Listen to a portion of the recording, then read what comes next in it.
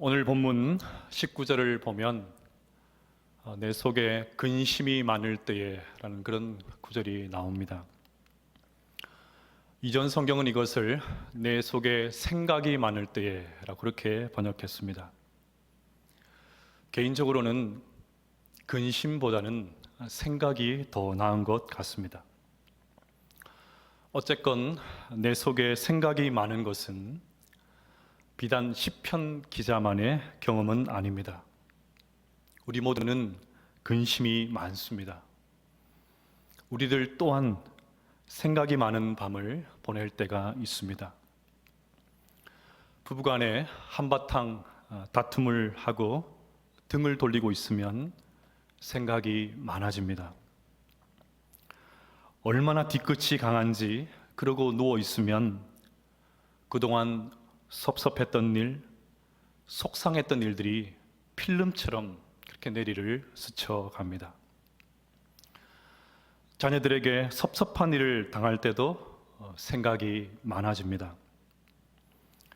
철없이 던진 그 한마디가 얼마나 아픈지 아무리 이해를 하려고 해도 마음 한구석이 불편해집니다. 직장이나 일터에서 억울한 일을 당할 때도 생각이 많아집니다. 그래서 잠을 이루지 못하고 이리 뒤척 저리 뒤척 그렇게 합니다. 예전에 신방을 했던 한 집사님은 직장에서 받는 스트레스가 쌓이고 쌓여서 결국 몸이 상하고 말았습니다. 급기야 구급차에 실려서 입원을 하게 되었습니다. 입원 중에 치료에 전념하기는커녕 틈틈이 회사 일을 보았습니다.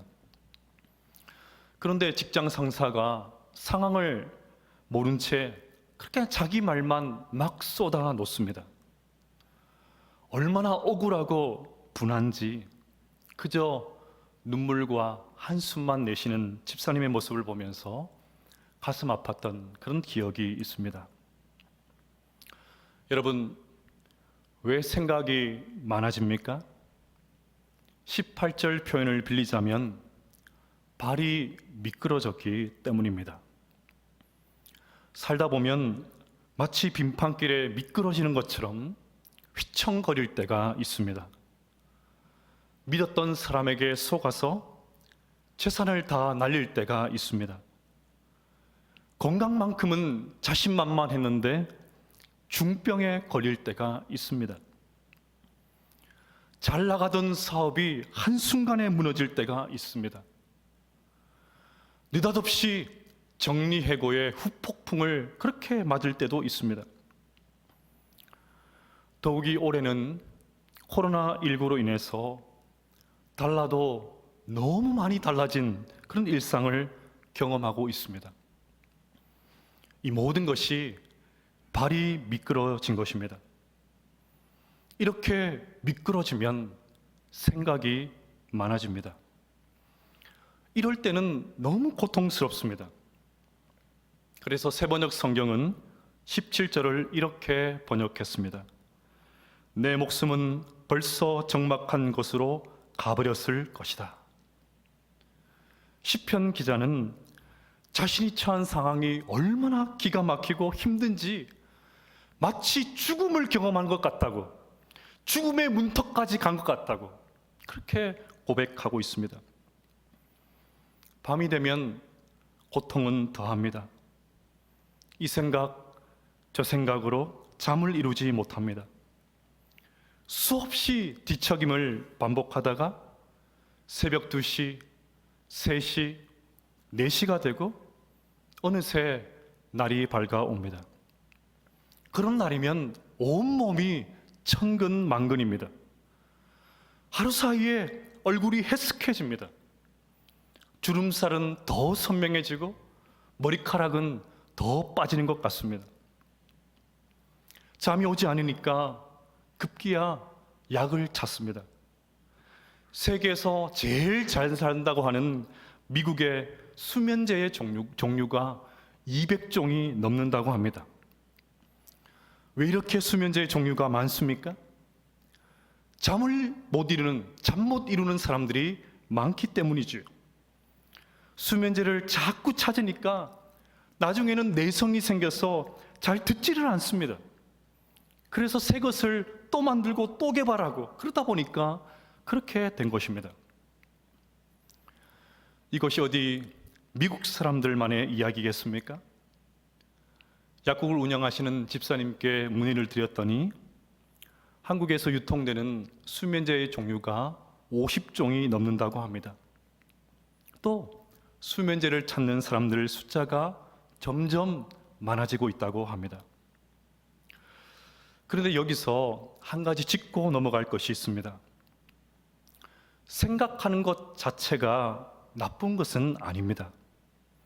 왜냐하면 생각은 우리의 마음을 깨어있게 만들기 때문입니다.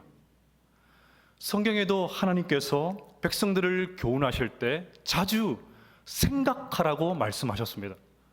너무 잊어버리니까 생각 좀 하라고 하나님께서 그렇게 말씀하셨습니다. 특히 오늘날과 같이 빠른 시대에, 이 속도의 시대에 잠시 멈춰서 생각하는 것은 오히려 권장할 만합니다. 각종 미디어의 자료들, 주간지, 월간지들, 수많은 정보들이 쏟아져 나오니까 그것을 쫓아가기에 바쁜 현대인들이 도무지 생각할 틈이 없습니다. 최근에는 남녀노소를 불문하고 죄다 스마트폰을 본다고 전부 다 머리를 내려 깔고 있지 않습니까? 그저 보고 듣고 느끼는 데 바쁩니다. 이런 시대 속에 생각하는 것은 굉장히 중요합니다. 문제는 우리가 생각하는 것이 어떤 종류의 생각이냐가 중요합니다. 생각하는 것이 긍정적이고 미래지향적인 것이고 건설적인 생각이라면 며칠 밤을 새워도 유익합니다. 하지만 우리의 생각이 걱정, 염려, 후회, 미움, 분노, 두려움, 이런 부정적인 생각이 가득한 것이 문제입니다. 우리의 생각 주머니에 이런 것들이 채워지면 말도 그렇게 나옵니다. 말이 그러니까 행동도 그렇게 될 수밖에 없습니다. 똑같이 어려운 일을 당해도 어떤 사람은 끊임없이 절망의 늪으로 빠져듭니다. 그런가 하면 어떤 이들은 비록 힘들고 고통스러워도 믿음을 잃지 않습니다. 머릿속에 항상 소망의 하나님이 있기 때문에 끝내 다시 일어섭니다. 오늘 본문에 등장하는 시편 기자는 악인이 형통한 것으로 인해서 생각이 많아지고 있습니다. 그래서 3절 이하를 보면 주님, 언제까지 이렇게 악인이 개가를 부르도록 내버려 두십니까? 언제까지 오만한 자들이 하나님이 어디 있냐고 그렇게 교만하게 소리치는 것을 소리치게 두실 겁니까? 이렇게 울부짖고 있습니다. 급기야 가만히 계시지 말고 제발 즉각적으로 복수해 달라고 그렇게 소리치고 있습니다. 이런 그의 탄원을 보면 그에게 얼마나 많은 생각이 있었는지 충분히 짐작할 수 있습니다. 그러나 다행히도 이 시편 기자는 그의 생각을 믿음의 방향으로 전환합니다. 많은 생각 중에도 생각의 방향을 하나님께로 돌립니다. 이윽고 19절에서 이렇게 고백합니다.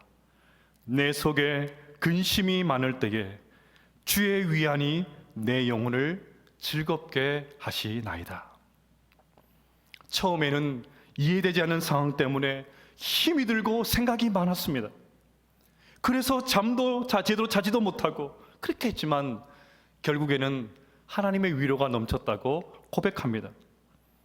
그 하나님의 위로 때문에 다시 살 소망이 생겼다고 그렇게 고백합니다. 그러면 중요한 질문 한 가지가 남았습니다. 시편 기자는 어떻게 이런 고백을 할 수 있었을까요? 새해가 되었지만 여전히 생각이 많은 우리는 어떻게 이런 은혜를 누릴 수 있을까요? 첫째로, 환경이 아니라 섭리를 붙잡아야 합니다. 머릿속에 이 생각 저 생각으로 생각이 많아질 때 우리는 그 문제의 원인을 환경에서 찾으려고 합니다. 그때 그 사람의 말을 믿지 말았어야 하는데, 저 사람만 만나지 않았다면 괜찮았을 텐데, 그 친구가 아무리 사정을 해도 도장을 찍어주지 말았어야 하는데, 다른 사업을 했으면 괜찮았을 텐데, 코로나가 시작되려고 할 때 주식을 빨리 팔았어야 하는데, 한참 주가가 빠졌을 때 그때라도 샀어야 하는데, 늘 그렇게 말합니다. 모든 것을 환경 탓, 사람 탓으로 돌립니다. 어려운 일을 당하면 사람과 환경 때문에 그렇게 된 것이라고 생각하는 경향이 우리 안에 많습니다. 그곳에 하나님의 보이지 않는 손길이 있다는 것을 자주 놓칩니다. 자주 잊어버립니다. 그래서 운이 없어서, 재수가 없어서, 타이밍이 좋지 않아서 그렇게 된 것이라고 그렇게 생각합니다. 그런데 여러분, 우리가 하나님의 사랑받는 자녀라는 것을 믿으십니까? 대답이 안 들리니까 제가 이 설교가 소통이 되어야 되는데 말이죠. 이렇게 비대면으로 예배를 드리니까 가정에서라도 여러분 힘차게 한번 대답해 보시길 바랍니다. 우리 모두가 하나님의 사랑받는 자녀라는 것을 믿으십니까? 그렇다면 우리 아버지 하나님께서 재수가 없어서 되는 대로 그렇게 우리를 인도하시겠습니까? 요한복음 14장 18절에 보시면 너희를 고아와 같이 버려두지 아니하리라. 마태복음 28장 20절에 내가 세상 끝날까지 너희와 항상 함께 있으리라. 그렇게 말씀하셨는데 그렇게 하시겠습니까? 살아계신 하나님이 지금도 이 땅을 통치하고 계시는데 하나님의 자녀가 재수가 없어서 운이 나빠서 그런 일이 일어나겠습니까? 결단코 그럴 수가 없습니다. 때로는 내가 당하는 고난이 너무 크고 도무지 이해할 수 없어서 힘이 들다 할지라도 거기에 하나님의 섭리의 손길이 있음을 믿으시기를 바랍니다. 기가 막힌 일을 당해서 머릿속에 온갖 생각들이 가득할 그때에도 하나님의 개입하심이 있음을 믿으시기를 바랍니다. 저는 성경의 인물 가운데 많은 생각의 밤을 보냈을 사람이 요셉이 아닐까 그런 생각을 합니다. 여러분, 요셉을 보십시오. 자신을 시기하는 형들에게 살해 위협을 당했습니다. 구덩이에 빠졌습니다. 결국 은 20에 애굽의 노예로 팔렸습니다. 비참한 생활이 시작되었습니다. 더욱이 보디발 아내의 그 고소로 억울하게 감옥살이를 했습니다. 아마 요셉은 수없이 많은 밤을 많은 생각으로 보냈을 것입니다. 자신이 당하는 상황을 받아들이기 어려웠을 것입니다. 자신을 판 그 형들에 대한 미움과 분노의 마음이 가득했을 것입니다. 그런데 요셉이 이런 생각만 했다면 어떻게 되었을까요? 틀림없이 화병에 걸렸을 것입니다. 부하가 치밀어서 견딜 수 없었을 것입니다. 하지만 요셉은 달랐습니다. 애굽의 총리가 된 이후에 곡식을 구하기 위해 온 형들을 만났습니다. 그때 요셉이 놀라운 고백을 합니다. 창세기 45장 5절을 보면 당신들이 나를 이곳에 팔았으므로 근심하지 마소서, 한탄하지 마소서. 하나님이 생명을 구원하시려고 나를 당신들 앞서 보내셨나이다. 하나님이 생명을 구원하시려고 나를 당신들 앞서 보내셨나이다. 요셉은 자신이 형들에게 팔리고 무수한 고난을 당할 때 하나님의 뜻을 제대로 알 수 없었습니다. 그러나 시간이 지나 총리가 된 이후에 하나님의 섭리의 손길을 알 수 있었습니다. 그래서 45장 7절에서는 또 이렇게 고백합니다. 하나님이 큰 구원으로 당신들의 생명을 보존하고 당신들의 후손을 세상에 두시려고 나를 당신들 앞서 보내셨나니. 사랑하는 여러분, 요셉과 같이 생각의 방향이 바뀌기를 축복합니다. 사람과 환경 때문이 아니라 하나님의 섭리와 계획이 있음을 확신할 수 있기를 간절히 소망합니다. 저는 가끔 이해되기 어려운 그런 일들을 경험할 때에 예수님께서 베드로에게 하신 말씀을 떠올립니다. 예수님이 자신의 발을 씻기려고 하자 베드로가 예수님에게 안 된다고 말합니다. 이때 예수님께서 말씀하셨습니다. 내가 하는 일을 네가 지금은 알지 못하나 이후에는 알리라. 지금은 알지 못하나 이후에는 알리라. 이 말씀은 요셉에게도 적용이 되고 베드로에게도 적용이 되고 더욱이 우리 모두에게도 적용됩니다. 그러니 발이 미끄러져 넘어졌을 때 자꾸 환경 때문에, 사람 때문에 그렇게 되었다고 생각하지 마십시오. 오히려 시선을 돌려 하늘의 하나님을 볼 수 있는 영안이 열리기를 축복합니다. 내 생각으로 도무지 이해할 수 없는 그 상황에도 하나님의 손길이 있음을 믿는 우리 모두가 될 수 있기를 간절히 축복합니다. 둘째로, 왜라는 질문이 아니라 말씀을 붙잡아야 합니다. 내 속에 근심이 많아질 때 우리는 왜라는 질문을 자주 합니다. 열심히 신앙생활을 하고 있는데 왜 이런 일이 일어나나? 주일 성수도 잘하고 11조도 잘하는데 왜 이런 일을 당해야 하나? 왜 유독 우리 집안에 이런 일을 당해야 하나? 도대체 내가 뭘 잘못했다고 그래? 왜? 그 질문이 떠나지가 않습니다. 서울에서 내려오기 직전에 너무나도 가슴 아픈 장례를 인도했습니다. 궤양성 대장 질환으로 약물 치료를 받고 있던 한 여집사님께서 결국 대장암 판정을 받았습니다.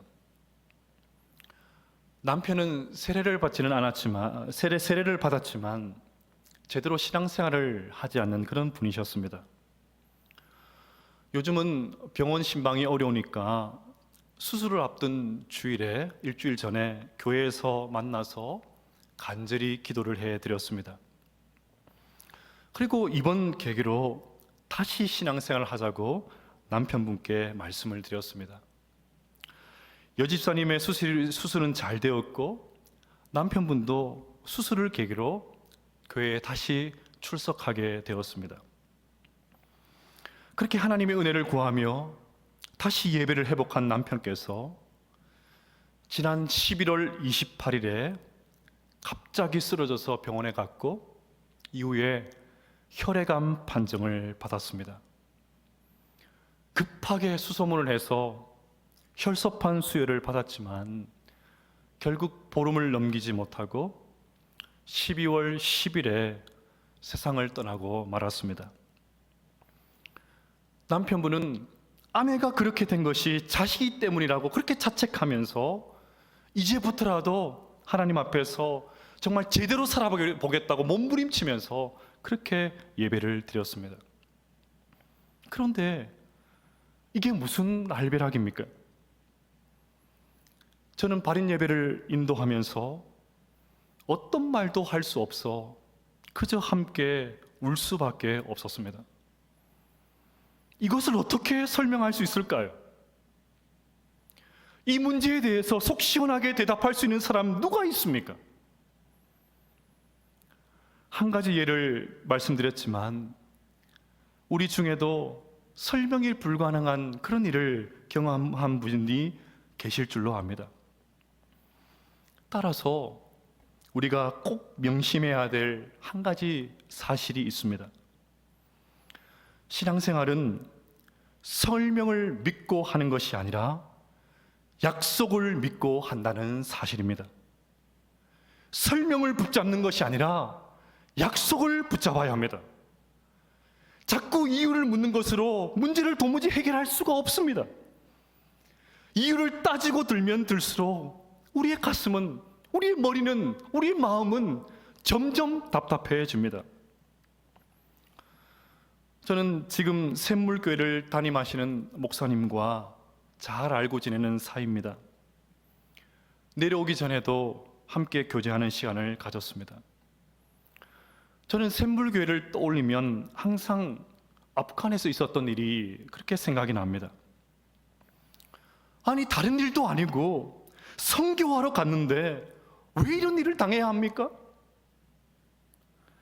세상에 얼마나 많은 사람들이 자신만을 위해서 살아가는데도 잘 지내지 않습니까? 거창하게 선교니 뭐니 이런 거 안 하고 순전히 이기적으로 자기 자신만을 위해서 사는데도 떵떵거리면서 잘 살지 않습니까? 근데 왜 선교하러 갔는데 이런 일을 당해야 합니까? 데려가시려고 하면 이기적으로 사는 사람, 그런 사람들 데려가셔야 되는 건 아닙니까? 사도행전 16장도 보면 바울이 환상을 보고 아시아로 가던 길을 멈추고 유럽으로 돌아갑니다. 성령의 인도하심을 따라 유럽에 갔습니다. 성령님께서 가라고 하셨으니까 갔습니다. 그런데 바울과 그의 일행이 당한 일이 무엇인지 아십니까? 많이 맞고 감옥에 갇혔습니다. 아니, 자기가 원해서 간 길도 아니고 성령님께서 가라고 해서 순종한 것뿐인데 왜 이런 일을 당해야 합니까? 얼마나 많은 그리스도인들이 성령의 인도하심을 분명하게 알고 있음에도 불구하고 의도적으로 무시하면서도 잘 살고 있지 않습니까? 고난을 당한다고 한다면 그런 그리스도인들이 당해야 되는 거 아닙니까? 왜 성령 하나님의 인도하심에 순종해서 간 바울이 이런 일들을 당해야 합니까? 이것을 어떻게 설명할 수 있습니까? 인간의 인성으로 도무지 이해할 수가 없습니다. 하나님만 아시죠. 나중에 천국에 가면 알게 될 것입니다. 그러니 왜를 외치면서 설명을 요구하는 대신에 하나님의 약속의 말씀을 붙들어야 합니다. 성경을 통해서 말씀하시는 약속의 말씀을 붙들어야 합니다. 성경은 약속의 책이고 수많은 약속이 성경에 나옵니다. 로마서 8장 28절을 우리 다 같이 한번 읽어보겠습니다. 시작. 우리가 알거니와 하나님을 사랑하는 자, 부르심을 입은 자들에게는 모든 것이 합력하여 선을 이루느니라. 이사야 41장 10절도 읽겠습니다. 두려워 말라, 내가 너와 함께함이라. 놀라지 말라, 나는 내 하나님이 됨이라. 내가 너를 굳세게 하리라. 참으로 너를 도와주리라. 참으로 나의 의로운 오른손으로 너를 붙들리라. 시편 42편 11절도 읽겠습니다. 내 영혼아, 내가 어찌하여 낭망하며 어찌하여 내 속에서 불안하여 하는고. 너는 하나님을 바라라. 나는 내 얼굴을 도우시는 내 하나님을 오히려 찬송하리로다. 할렐루야.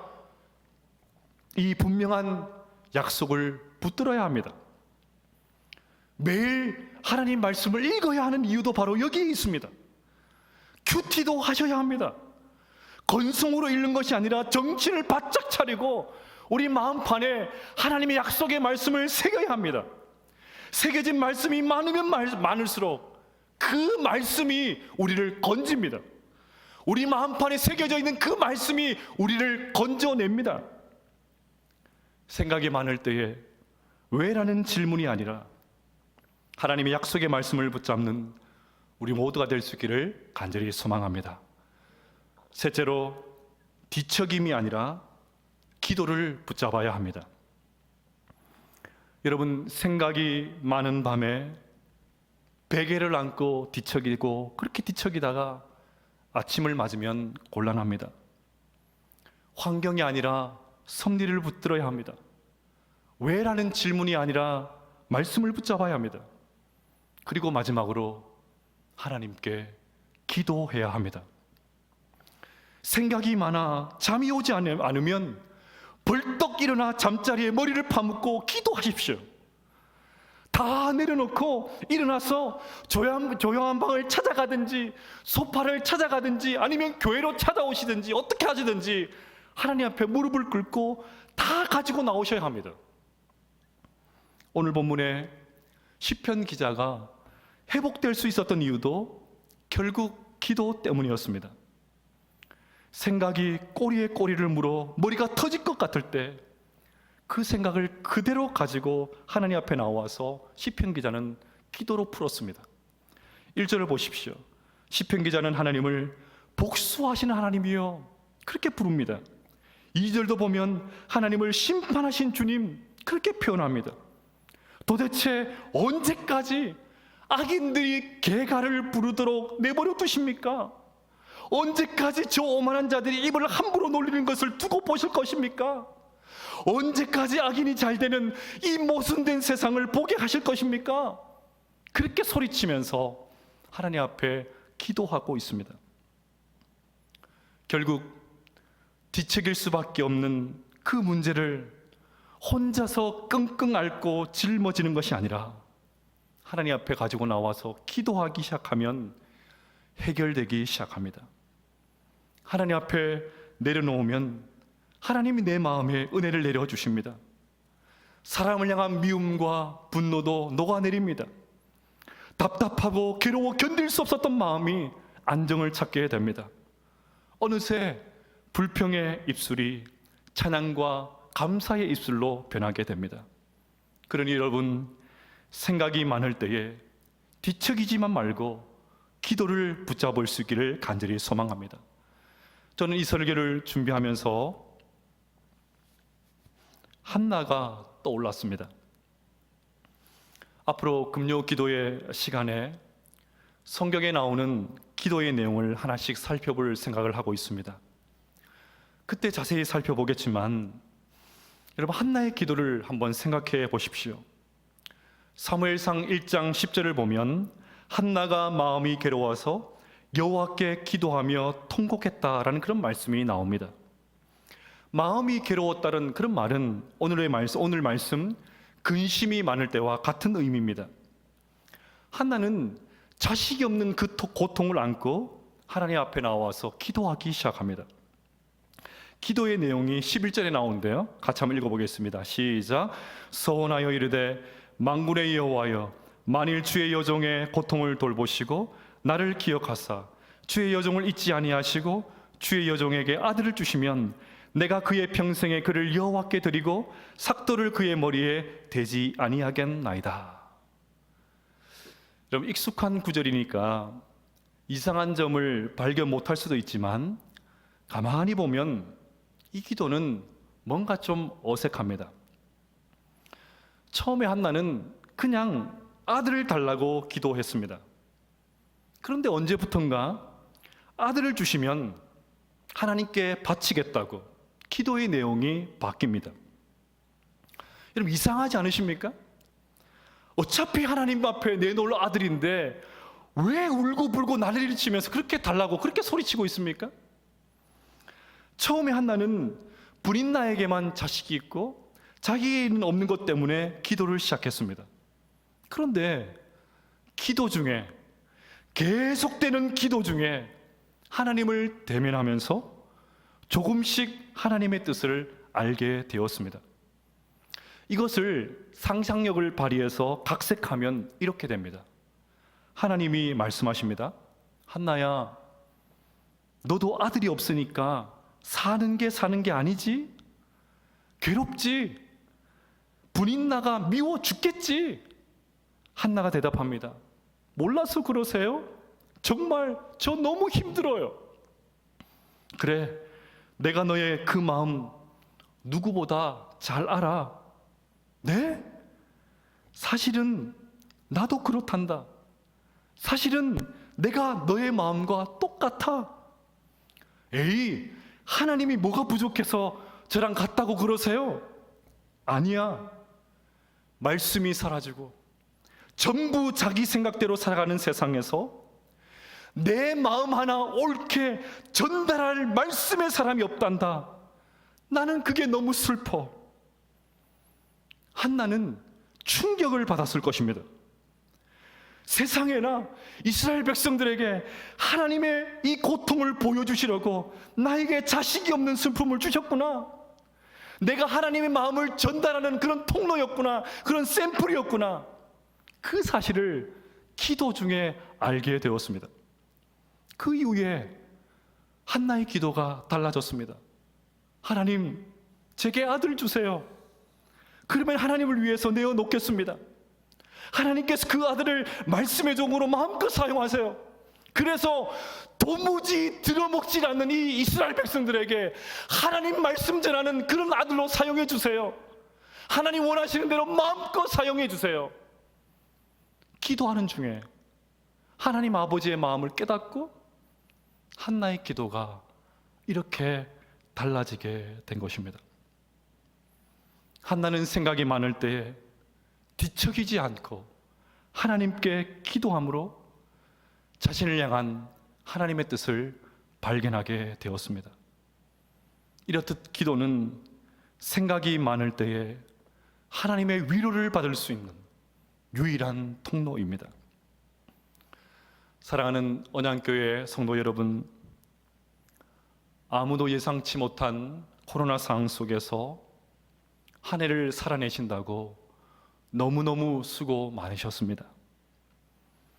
송구영신 예배를 희망차게 시작해야 되는데 지금의 상황으로는 여전히 내년에도 생각이 많은, 근심이 많은 그런 시간을 보내야 할 것 같습니다. 그러나 우리 모두 이 밤에 이 말씀을 단단히 붙잡았으면 좋겠습니다. 생각이 많을 때에 환경이 아니라 섭리를 붙잡으시기를 바랍니다. 왜가 아니라 약속의 말씀을 붙잡으시기를 바랍니다. 뒤척임이 아니라 기도를 붙잡으시기를 바랍니다. 그리하여 오늘 이 시편 기자의 이 고백, 내 속에 근심이 많을 때에 주의 위안이 내 영혼을 즐겁게 하시나이다. 이 고백이 우리 모두의 고백 될 수 있기를 간절히 소망합니다.